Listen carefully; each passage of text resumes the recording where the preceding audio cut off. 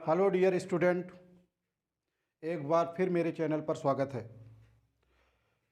पिछली वीडियो में मैंने कॉम्प्लेक्स सेंटेंस नाउन क्लास से संबंधित बताया था।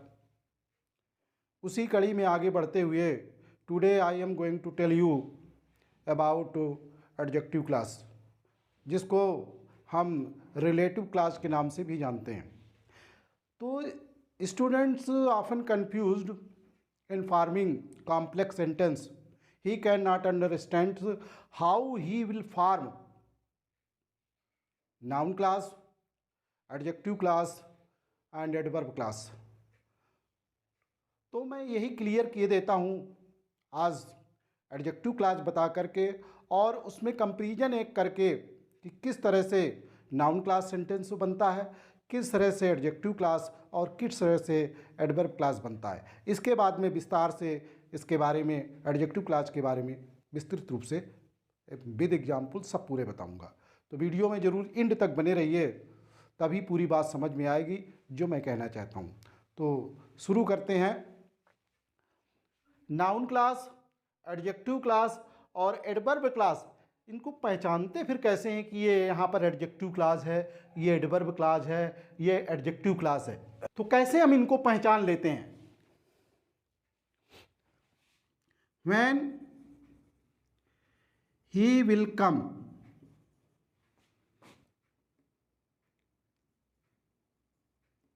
is not clear। एक सेंटेंस ये लिखा हुआ है, कॉम्प्लेक्स सेंटेंस है। When you came in,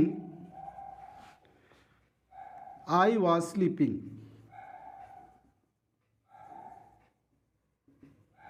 दूसरा एक कॉम्प्लेक्स सेंटेंस है। Tell me the time, tell me the time. When he will come here। तीन सेंटेंस लिखे हैं, फर्स्ट, सेकंड एंड थर्ड, और इनमें ये पहचानना है कौन सा नाउन क्लास है, कौन सा एडजेक्टिव क्लास में बना हुआ सेंटेंस है और कौन सा एडवर्ब क्लास में बना हुआ है। मैंने पिछली वीडियो में नाउन क्लास में बताया था कि इसकी जो एक मास्टर की होती है वो मुख्यतः की है, हिंदी में इसका की अर्थ निकलता है, ये मैंने बताया था। और एडजेक्टिव क्लास में क्या आएगा? जा से संबंधित आएगा, जो, जिसने, जहां, जब, जिसे, जिसको, तो जा से संबंधित आएगा। लेकिन जब रिलेटिव प्रोनाउन, जब इसमें एडजेक्टिव क्लास में रिलेटिव प्रोनाउन और रिलेटिव एडवर्ब का प्रयोग करके बनाते हैं तो उसके पहले एंटीसीडेंट का होना जरूरी है। अगर वो नहीं आ रहा है तो फिर एडजेक्टिव क्लास नहीं बनेगा। तो इसमें देखिए, हिंदी में इसका अर्थ पहले नाउन क्लास है। ये देखिए, व्हेन ही विल कम, कि वह कब आएगा, कि वह कब आएगा। इज नॉट क्लियर, स्पष्ट नहीं है कि वह कब आएगा, इज नॉट क्लियर। तो इस वर्ब का ये सब्जेक्ट है जो एक नाउन का काम करता है। तो verb, subject to a verb जो नाउन का काम करता है। तो यहां पर क्लियर हो गया कि वह कब आएगा, कि वह कब आएगा। अब यहां से देखिए वर्ब स्टार्ट हो गई, इज नॉट क्लियर। तो ये यहां पर हो गया नाउन क्लास, ये प्रिंसिपल क्लास। अब यहां पर देखिए, व्हेन यू केम इन, जब तुम अंदर आए, जब तुम अंदर आए, आई वॉज स्लीपिंग, मैं सो रहा था। अब जब तो यहां पर आ रहा है, लेकिन इसके पहले कोई एंटीसीडेंट नहीं आ रहा है, जिसको हम पूर्ववर्ती कहते हैं कि व्हेन किसके बारे में प्रयोग हुआ। व्हेन एक समय बताता है, तो वो समय इसके पहले आया नहीं। तो जब समय नहीं आया तो ये किस में चला गया? ये चला गया एडवर्ब क्लास में। किस में चला गया? एडवर्ब क्लास में। ये यहां से यहाँ तक हो गया एडवर्ब क्लास, ये हो गया प्रिंसिपल क्लास, अर्थात ये हो गया डिपेंडेंट क्लास और ये independent clause. When you came in, और ये कौन सा टाइम बताने वाला adverb clause. When you came in I was sleeping, मैं सो रहा था। तीसरे में देखते हैं दोनों में अंतर क्या है, ये तीनों में अंतर क्या है ये समझ लेते हैं। टेल मी द टाइम, मुझे समय बताओ। अब व्हेन के पहले क्या लिखा है, समय, इसके पहले आया है पूर्ववर्ती शब्द व्हेन, इसके व्हेन के पहले कोई पूर्ववर्ती शब्द नहीं आया, इस व्हेन के पहले कोई पूर्ववर्ती शब्द नहीं आया, और इसका अर्थ की से निकल रहा था और इसका अर्थ जब से निकला। जब इसमें भी निकलेगा, लेकिन इसके साथ में एक कंडीशन लगी है कि इसके पहले कोई समय आना चाहिए, तभी वो एडजेक्टिव क्लास बनाएगा। Tell me the time, when, तो इस व्हेन किसके लिए है, इस समय के लिए है, इस समय के लिए है, जो एक रिलेटिव एडवर्ब है यहाँ पर और कनेक्टर का काम कर रहा है। तो इस तरह से ये बन गया एडजेक्टिव क्लास और ये बन गया प्रिंसिपल क्लास, जो इस समय के बारे में ही पूरा इसमें सेंटेंस में बता रहा है, जो इस समय के बारे में है, जो ये क्या है, एक प्रकार का नाउन है, जो इस नाउन के बारे में इसमें बता रहा है। सभी लोग जानते हैं कि एडजेक्टिव का काम नाउन या प्रोनाउन के बारे में बताना होता है, उसी को क्वालिफाई करता है। किसके बारे में, नाउन या प्रोनाउन के। तो नाउन या प्रोनाउन के बारे में जब ये बताता है तो इसका प्रयोग एक वर्ड के रूप में, वर्ड के रूप में, फ्रेज के रूप में और एक क्लाज के रूप में किस तरह से किया जाता है जब ये एडजेक्टिव का काम करता है तब। एडजेक्टिव का प्रयोग एट्रीब्यूटिव्स और प्रेडिकेटिव्स दोनों तरीके से होता है। जैसे दिस इज अ ब्लैक काऊ। अब ये काऊ यहाँ नाउन है, इसके बारे में बताता है, तो हम इसको कहते हैं एट्रीब्यूटिव्स, अर्थात किसी नाउन के पहले जब उसको रख देते हैं तो इसको एट्रीब्यूटिव्स के नाम से जानते हैं। जब उस नाउन के बारे में जब बताता है, वो क्वालिफाई करता है, तो उसके बाद में रखते हैं, तब हम उसको प्रेडिकेटिव्स कहते हैं। जैसे दिस काऊ इज ब्लैक। अब ये काऊ यहाँ पर है नाउन शब्द, इसके बारे में बता रहा है कि गाय कैसी है, काली है। तो इसी तरह से मैं पहले वर्ड, फिर फ्रेज और इसके बाद में क्लास के बारे में बता रहा हूँ। देखिए किस तरह से, दैट बर्ड इज ब्लैक। अब इसमें देखिए इस बर्ड के बारे में बताया गया है, जिसमें केवल सिंगल वर्ड है वर्ड, जो एक एडजेक्टिव है। अब फ्रेज क्या होता है, फ्रेज वही होता है जिसमें दो या दो से अधिक वर्ड एक साथ आए और जिसमें वर्ब ना हो। अगर वर्ब हो जाएगी तो सेंटेंस बन जाएगा। तो फ्रेज, जिसको हम हिंदी में वाक्यांश कहते हैं, जिसमें दो या दो से अधिक वर्ड आते हैं और वो एडजेक्टिव का काम करते हैं, तो इसीलिए उसको हम एडजेक्टिवल फ्रेज के नाम से जानते हैं। इसी को हम लिख सकते हैं, the bird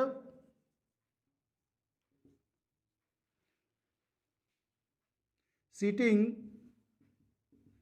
on your roof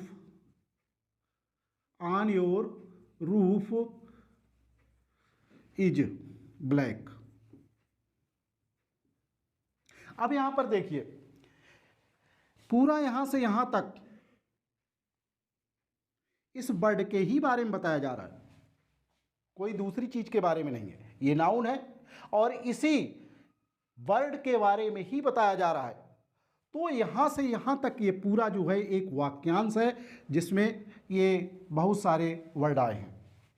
the bird sitting on your roof, चिड़िया जो तुम्हारे छत पर बैठी है, चिड़िया जो छत पर बैठी है, तुम्हारे छत पर है, बैठी है। इज ब्लैक, काली है। बाद में उसको एडजेक्टिव बताया गया, बाद में क्या बताया गया है, एक एडजेक्टिव शब्द अलग से आया वो। तो यहाँ से यहाँ पर देखिए ये काम किसका कर रहा है, एडजेक्टिव का, और किस जगह पर है, ये सब्जेक्ट के स्थान पर। क्या है, इस वर्ब का ये सब्जेक्ट है पूरा। इसी तरह से इसमें देखा था जो वर्ड था यहाँ पर, ये इस वर्ब का सब्जेक्ट था, सब्जेक्ट ये जो नाउन है, नाउन के बारे में बता रहा है। तो इसमें एक नाउन है और उस नाउन के ही बारे में बताने वाला जो एडजेक्टिवल फ्रेज, पूरा एडजेक्टिवल फ्रेज हो गया इसके बारे में जो बता रहा है। अब इसको क्लाज में कैसे लिखेंगे, इसी तरह से इसको क्लाज में भी बदल देते हैं। द बर्ड दैट या which is sitting on your roof is black, ये सेंटेंस बन गया। अब यहां पर देखिए द बर्ड के बारे में ही देखिए लिखा हुआ है पूरा, the bird that is sitting on your roof, चिड़िया जो तुम्हारे छत पर बैठी है, इज ब्लैक, काली है। तो यहां पर ये देखिए इसमें ये सब्जेक्ट का काम कर रहा है, ये वर्ब है, और इस तरह से ये पूरा सेंटेंस कंप्लीट हो रहा है जो एक क्लाज के रूप में काम कर रहा है। क्लाज के बारे में पहले बता चुका हूं, विस्तृत रूप से क्लाज के बारे में मैंने समझाया था। और जब हम कॉम्प्लेक्स सेंटेंस बनाते हैं तब इसमें सबऑर्डिनेट क्लास और प्रिंसिपल क्लास आता है, जिसको हम डिपेंडेंट क्लास और इंडिपेंडेंट क्लास के नाम से जानते हैं। इंडिपेंडेंट क्लास का मतलब प्रिंसिपल क्लास और डिपेंडेंट क्लास का मतलब सबऑर्डिनेट क्लास। और सबऑर्डिनेट क्लास पहले भी बता चुका हूं, जो 3 प्रकार की होती हैं, नाउन क्लास, एडजेक्टिव क्लास और एडवर्ब क्लास। तो ये इस नाउन के बारे में ही तो ये बता रहा है, ये पूरा जितना भी लिखा है। और क्लाज का मतलब जिसमें सब्जेक्ट हो, वर्ब हो, जरूरी है, वर्ब नहीं है अगर तो क्लाज बनेगा नहीं। तो इस तरह से ये क्या बन गया, एडजेक्टिव क्लास। तो ये देखा, इसमें मैंने वर्ड बताया, फ्रेज बताया, और इसके साथ साथ में मैंने एडजेक्टिवल फ्रेज बताया और क्लाज बताया। तो आगे बढ़ते हैं। इसमें दूसरे नंबर पर आता है पोजीशन। एडजेक्टिव क्लाज की पोजीशन कहां पर होती है? 2 तरह की पोजीशन होती है। किस तरह से? नंबर 1, जब 2 सेंटेंस दिए हों तो उन दोनों को जब कंबाइन करना है और कॉम्प्लेक्स सेंटेंस बनाना है एडजेक्टिव क्लास से, तो कैसे बनते हैं, उनकी पोजीशन क्या होती है? पहले जैसे लिखा हुआ है, Sachin is a good player. दूसरा सेंटेंस है, he is the captain of our team. ये सेंटेंस लिखा। 2 सेंटेंस हैं, 2 simple sentence, first one and second one. अब किसी सेंटेंस के सब्जेक्ट या ऑब्जेक्ट की विशेषता दूसरे सेंटेंस में बताई जाए। सब्जेक्ट और ऑब्जेक्ट दोनों ही स्थान पर नाउन आता है, यह हमें पहले भी मालूम है, जो नाउन क्लास में मैंने बताया था, सब्जेक्ट टू ए वर्ब और ऑब्जेक्ट टू ए वर्ब। तो जब किसी सब्जेक्ट की विशेषता जो नाउन हो दूसरे सेंटेंस में बताई जाए, या किसी ऑब्जेक्ट की विशेषता जो नाउन हो उसकी विशेषता जो क्वालिटी है जो दूसरे सेंटेंस में बनाई जाए, तो इसी तरह से इसमें 2 बनते हैं। जब इस सब्जेक्ट के बारे में, जैसे इसमें ही किसके लिए, ही सचिन के लिए, Sachin is a good player, he is the captain of our team. तो हम यहां पर इसके इस तरह से लिख सकते हैं, Sachin who is the captain of our team is a good player. Good player बन गया सेंटेंस। ये यहां से लेकर के यहां तक ये सबऑर्डिनेट क्लॉज है और एडजेक्टिव क्लॉज है जो रिलेटिव प्रोनाउन से शुरू हुआ है। अब ये हु किसके लिए है? इस पूरे सचिन के लिए। सचिन क्या है? एक नाउन है और इस नाउन के लिए ही ये पूरी बात बताता है। और सचिन और इधर जो लिखा है इज ए गुड प्लेयर, ये प्रिंसिपल क्लॉज है जिसको हम इंडिपेंडेंट क्लॉज के नाम से जानते हैं। इसका सब्जेक्ट इधर है और प्रेडिकेट पार्ट इधर है। तो हमने ये सीखा कि इसका पहला पार्ट ये है, पहली पोजीशन ये है कि जो प्रिंसिपल क्लॉज आता है उसके बीच में एडजेक्टिव क्लॉज होता है, प्रिंसिपल क्लॉज के सब्जेक्ट और प्रेडिकेट के बीच में, इस तरह से। दूसरा हम उदाहरण लेते हैं, I bought a pen, it is very costly. पहले सेंटेंस के सब्जेक्ट और ऑब्जेक्ट के बारे में जब दूसरे सेंटेंस में बताया जाए वहीं पर एडजेक्टिव क्लॉज होता है। अब इट किसके लिए आया? इस ऑब्जेक्ट के लिए आया, इस पेन के लिए आया। पेन एक क्या है? नाउन है। पेन एक नाउन है और इसी के बारे में दूसरे सेंटेंस में बताया गया है इट इज़ वेरी कॉस्टली, अर्थात कॉस्टली कौन है? पेन कॉस्टली है। तो यहां पर देखा, पहले यहां पर देखा था सचिन के बारे में बताया गया। दूसरे वाले में देखिए क्या है, I bought a pen, it is very costly. तो इट जो है किसके बारे में है? पेन के बारे में है। पेन क्या है? ऑब्जेक्ट है, पहले सेंटेंस का नाउन है। तो इस नाउन के बारे में दूसरे सेंटेंस में बताया जा रहा है। तो इसको किस तरह से बनाएंगे? I bought a pen which is very costly, very costly. तो आई बॉट ए पेन, अब ये व्हिच से लेकर के ये व्हिच किसके बारे में बता रहा है? पेन के बारे में, जो एक पेन की विशेषता बताता है, क्वालिटी बताता है, जो किस रूप में है? एक क्लॉज के रूप में है। तो यहां पर देखा ये प्रिंसिपल क्लॉज और ये सबऑर्डिनेट क्लॉज बन गया। सबऑर्डिनेट क्लॉज का कौन सा? एडजेक्टिव क्लॉज, क्योंकि ये नाउन के बारे में बताता है। तो मैंने पोजीशन बताई, दो तरह की पोजीशन हुई इसमें, फर्स्ट और सेकंड, दो तरीके से पोजीशन मैंने बताई।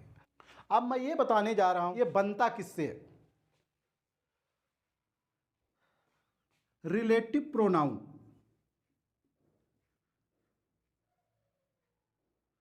और इसमें आते कौन कौन से हैं?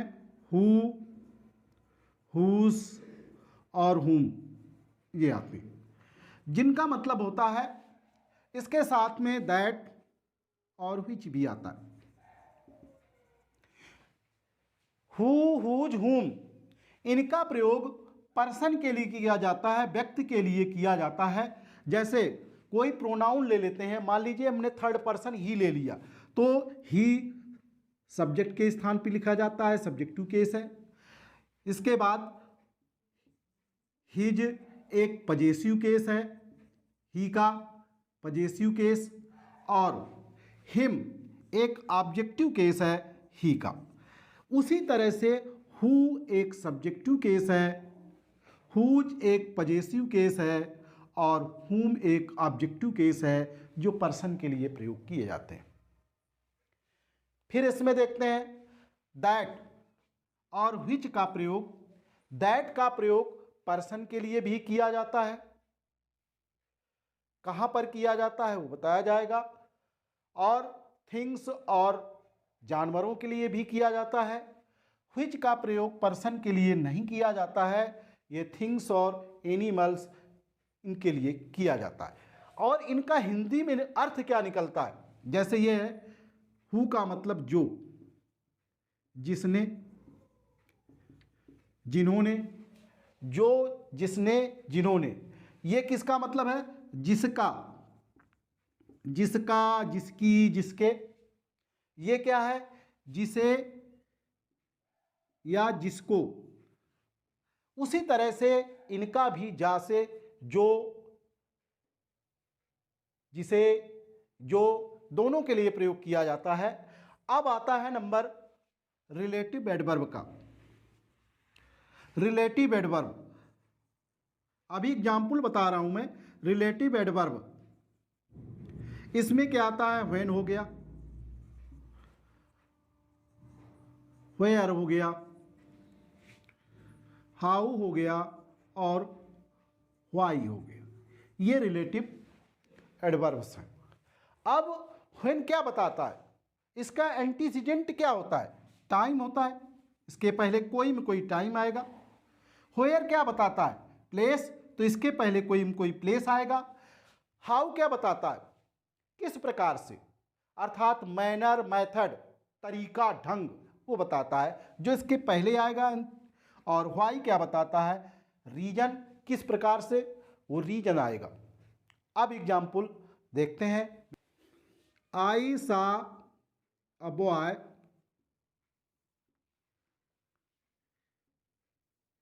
ही वाज सिटिंग देयर।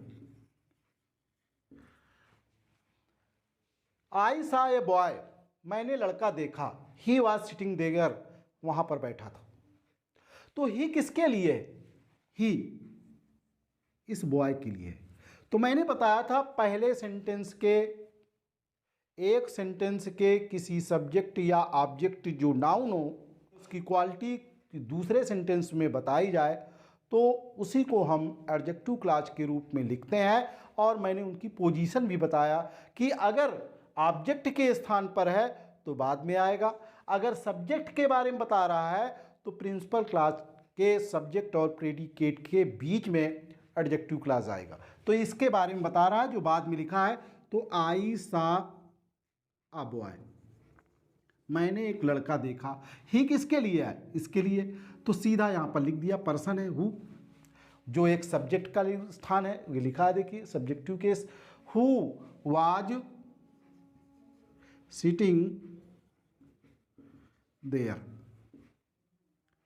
जो वहां पर बैठा हुआ था। तो ये हो गया सब्जेक्टिव केस में। अब यहां पर इस तरह से लिख दिया जाए जैसे आई सा अ बॉय। अब यहां पर मैंने ये लिख दिया his father was sitting there. अब लड़का नहीं बैठा है, उसका संबंध बताया जाता है, अर्थात पजेसिव केस आ रहा है। तब यहां पर यहां क्या हो जाएगा? I saw a boy is father, his his his ये लिखा है, whose father, whose father was sitting there. Sentence बन गया। अगर इसको मैं इस तरह से सेंटेंस लिख दूं, I saw a boy,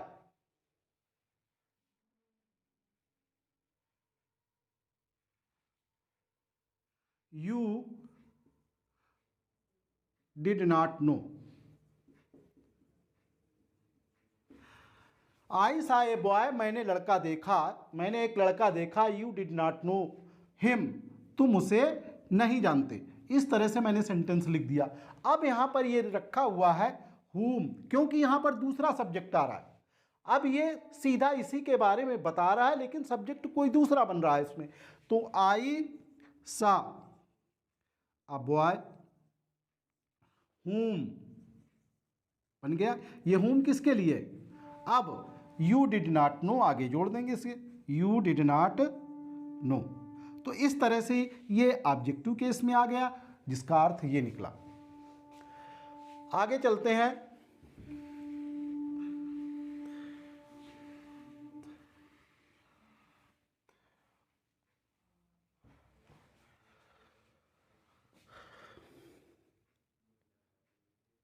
C bought a car. It is costly. अब यहां पर अभी मैंने इसका एग्जाम्पल बताया था, अब ये कार के लिए ही तो ईट आया है, लेकिन कार पर्सन नहीं है, इसलिए इनमें से किसी का प्रयोग नहीं किया जाएगा। दैट या व्हिच किसी का भी प्रयोग किया जा सकता है। तो यहां पर हम सीधा इस तरह से लिख देंगे, सी बाट अ कार। अब कार के लिए ही आगे ये इट है, ये ऑब्जेक्ट है जो नाउन है, यहां पर ये ध्यान रखना है। व्हिच या दैट कुछ भी लिख सकते हैं इसमें। Is very costly, is very costly. तो ये क्या बन गया, यहां से लेकर के यहां तक का ये एडजेक्टिव क्लास, सबऑर्डिनेट क्लास का एडजेक्टिव क्लास, और इधर क्या बन गया, ये प्रिंसिपल क्लास। तो ध्यान रखना है कि किस तरह से सेंटेंस जोड़ा गया। तो इसमें मैंने बताया कि इनका जो है एंटीसीडेंट आना बहुत ही आवश्यक है। अगर पूर्ववर्ती नहीं आता है तो गड़बड़ हो जाएगा। अब ये ध्यान रखना है कि अगर ऑब्जेक्ट पहले सेंटेंस के ऑब्जेक्ट की विशेषता दूसरे सेंटेंस में बताई जाती है, तो वो जो नाउन शब्द आएगा ऑब्जेक्ट के स्थान पर, उसके पहले आर्टिकल प्रायः द का प्रयोग होता है या ए एन का भी प्रयोग हो सकता है। जैसे अभी अभी मैंने बताया कि ही बॉट अ कार, तो द का मतलब उसके पहले कोई में कोई आर्टिकल का प्रयोग किया जाता है, ये ध्यान रखना, ये निश्चित होता है उसमें। और उस एडजेक्टिव क्लास में को बनाने के लिए जहां तक संभव होता है, जो रिलेटिव प्रोनाउन और रिलेटिव एडवर्ब से शुरू होती हैं, उसके पहले एंटीसीडेंट होना आवश्यक है, क्योंकि उसी के बारे में तो उसको बताना है। आगे चलते हैं इसके बारे में। व्हेन, वेयर, हाउ और व्हाई से संबंधित सेंटेंस जानने का प्रयास करते हैं। जैसे अभी अभी मैंने एग्जाम्पल बताया था, tell me the time.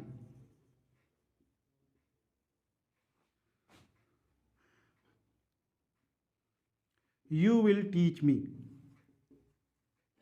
You will teach me. तो tell me the time, you will teach me. तो यहां पर टाइम आया, तो टाइम से ही संबंधित है, कब पढ़ाओगे। Tell me the time you will teach me, वो समय बता दीजिए जब पढ़ाना हो। तो यहां पर एक टाइम आ गया, तो इस तरह से इसको हम बना देंगे, tell me the time.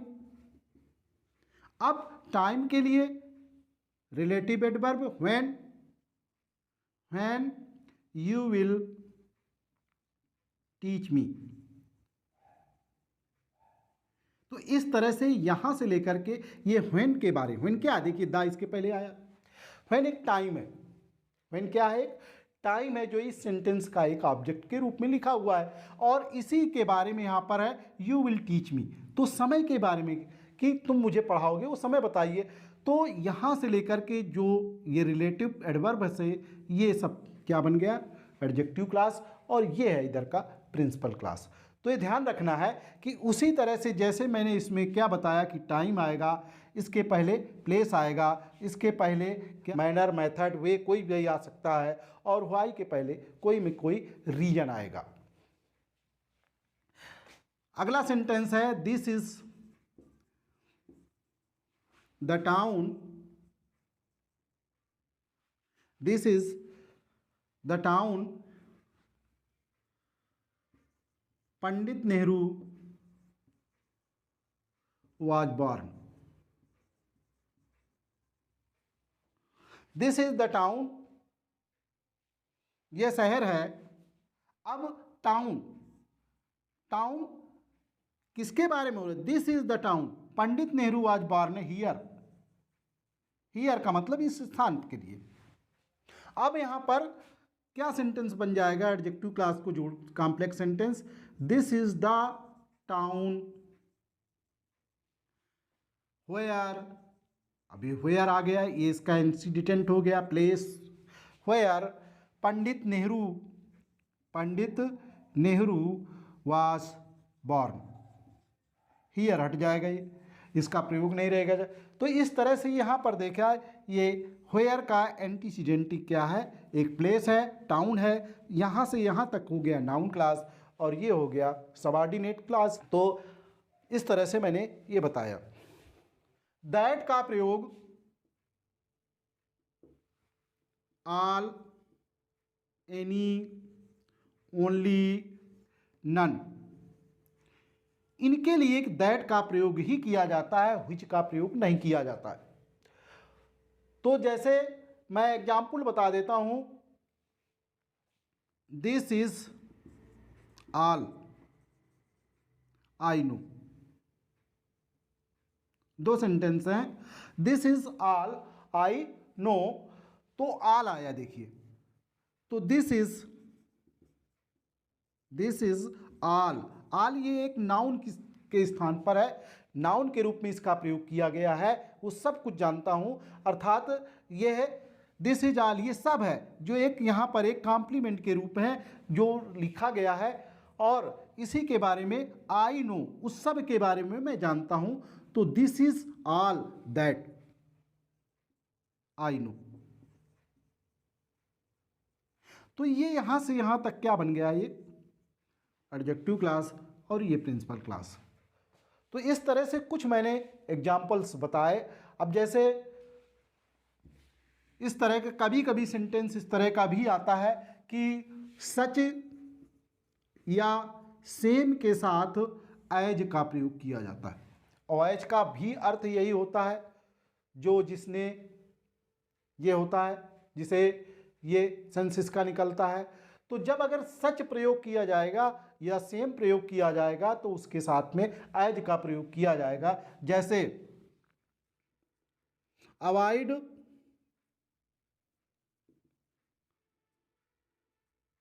Those, avoid students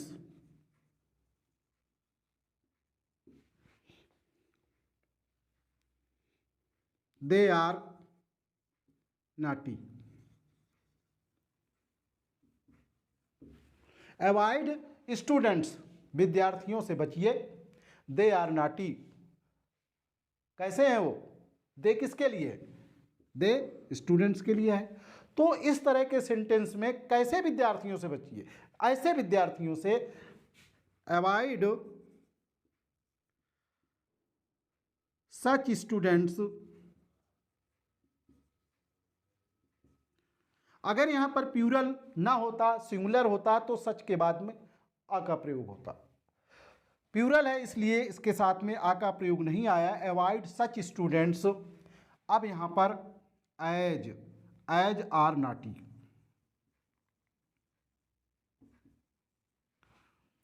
तो अवॉइड सच स्टूडेंट्स, यहां से यहां तक हो गया ये प्रिंसिपल क्लास, और एज से लेकर के ये हो गया सबऑर्डिनेट क्लास की एडजेक्टिव क्लास। तो इस तरह से मैंने कुछ एग्जाम्पल्स भी बताए, पोजीशन बताई, एडजेक्टिव क्लास का काम क्या होती है, एडजेक्टिव क्लास किससे बनती है, वो मैंने सभी कुछ बता दिया। तो बिल्कुल वीडियो समझ में आया होगा। अगली वीडियो में पुनः फिर मिलेंगे, तब तक के लिए जय हिंद, नमस्कार।